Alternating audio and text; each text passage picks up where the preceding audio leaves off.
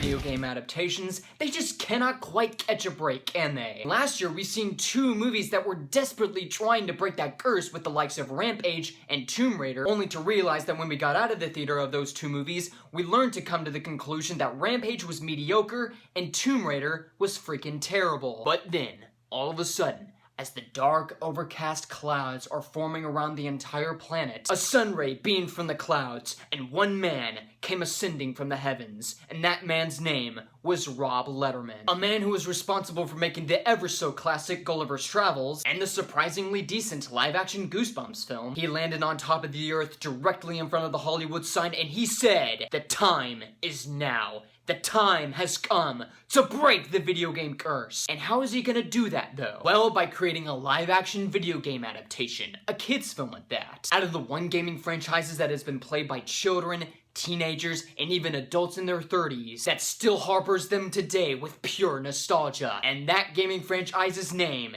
is Pokémon. An extraordinarily popular RPG series that is about capturing pocket monsters, leveling them up during encounters or battles, defeating gym leaders, defeating the Elite Four, catching extremely legendary Pokemon at that, and then capping it all off by defeating the Pokemon League champion, renouncing your title as the true Pokemon Master. The first time that Pokemon has ever been featured in the big screen was with Pokemon the first movie that featured Mew and my favorite legendary of all time, Mewtwo. In that movie,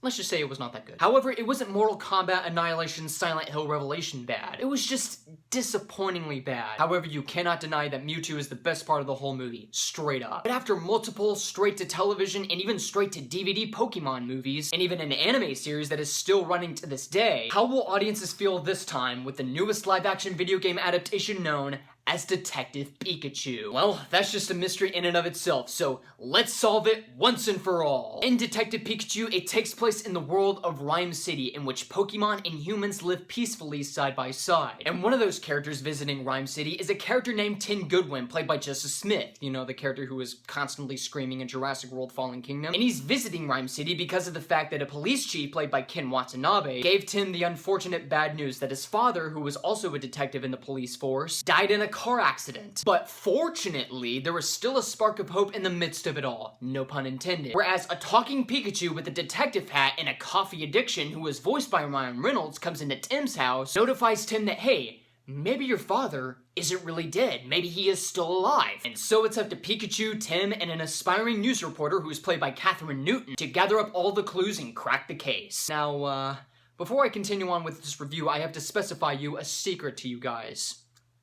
I am a huge fan of Pokemon. I've collected Pokemon cards when I was a kid, I watched little bits of the show, I've watched the movies, and I have played almost every single Pokemon game in every single generation, with my personal favorites being Pokemon Fire Red and Pokemon XD Gale of Darkness. However, putting all fanboyism aside, what did I personally think of Detective Pikachu as its own film? Well, in all honesty, I would have to say that it's pretty fun. I mean, Detective Pikachu really isn't a stroke of genius when it comes to making movies like this. It's ultimately a warm-hearted family film that both kids and adults can appreciate, that both fans and maybe non-fans can enjoy. First and foremost, one of the biggest positives that you have to commend this movie for is Ryan Reynolds voicing Pikachu. We've usually seen Ryan Reynolds basically play the same character as he usually plays in the first Deadpool movie, acting completely snarky with an extravagant sense of humor. However, I do have to give credit to Ryan Reynolds for playing the part of Detective Pikachu surprisingly well. He plays the character somewhat consistently without going into the territory of the Deadpool level of acting, and he gives the character a substantial level of charm and charisma, as well as providing the movie with hilarious comedy relief. Sometimes the joke may sabotage the tone that the movie's trying to establish with complete sincerity, but at least some of the jokes that are being delivered by Detective Pikachu, along with the other supporting characters, deliver their fair share of laughs. And another thing I have to commend the movie for that has to do with Ryan Reynolds is his relationship and camaraderie with Justice Smith. Justice Smith is a solid actor, even though Jurassic World Fallen Kingdom pretty much ruined him at that point. But if given the proper material, he can work around that, and with his performance in this this movie, it's quite good. And that in and of itself is also why the chemistry between Ryan Reynolds and him works so well. Their banter and jokes are well timed, you buy the relationship and you buy their camaraderie when they're exchanging back and forths, and you also buy them as working as a team to go on to solve this mystery. One of the things I was kind of worried about when going into a live-action Pokemon movie is, how are the Pokemon gonna look? Are they gonna look like terrible CGI? Are they gonna look entirely noticeable? Or is it gonna be as terrible as Sonic the Hedgehog's CGI? I cannot believe I'm saying this, but the movie's CGI and the world building in itself is surprisingly marvelous. From the moment you walk into Rhyme City, you are completely taken in. It hooks you in its world the same way that Blade Runner would do. It would have Pokemon walking independently, sometimes living with other Pokemon trainers. There's Pokemon fight clubs, not that kind of fight club. Pokemon tournaments, and you even have humans and Pokemon working together to do good deeds to society. For example, there was a shot in a commercial in which firefighters and Squirtles are working together to blow out the fire. It's the kind of fascinating thing that hooks you into the universe that makes you want to be a part of the city. And that's not to say that the CGI for the Pokemon in the movie are surprisingly better. I am totally surprised that Ron Letterman, along with the rest of the visual effects team, put their hearts into creating such incredibly looking Pokemon. Just with simple things like the fur of Pikachu and even a Snorlax, to like the realistic skin and texture of a Mr. Mime or even a Machamp, to even the scales of a realistic looking Charizard. It is the kind of thing that even for a video game adaptation, it's the one thing that absolutely blows you away. And the film also provides a whole lot of entertaining action sequences. What is the most known thing about Pokemon that you remember?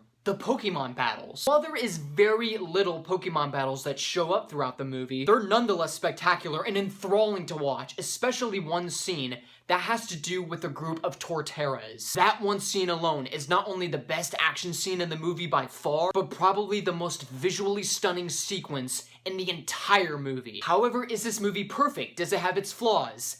No and yes. One of my biggest problems with this movie is that the Pokemon are the main stars of the movie, without question. The human characters, not so much. The human characters and even the supporting characters are nothing more than cartoons, cardboard cutouts of other characters that we have seen from other movies, or characters in which they're playing you can easily see coming from a mile away. For example, Katherine Newton does play the character of Lucy Stevens very decently. She's very eager, she's very ambitious at wanting this job at CNM, no, not CNN, CNN, which is basically a Rhyme City news network. But the unfortunate news is that there really is nothing to her character that gives her some kind of dimension that makes her different from everybody else, or any ounces of character development that make her grow. Same thing applies with Ken Watanabe as this police chief. You like him as an actor, but there's really nothing to him other than the fact that he's playing a police chief. And for a movie that's all about solving a huge mystery, which this movie very centers around, the story gets very interesting for a little while, up until a point where you can easily connect the dots and easily figure out which scene is gonna happen and how it's gonna happen. Especially in scenes that have to do with the main two leads going through holographic memory playback, specifically designed for the main characters to find interesting clues along the way to advance the plot, or to easily figure out what the main villain is and what his motivations are. And speaking of which, I have to touch on this. One of my biggest problems with this movie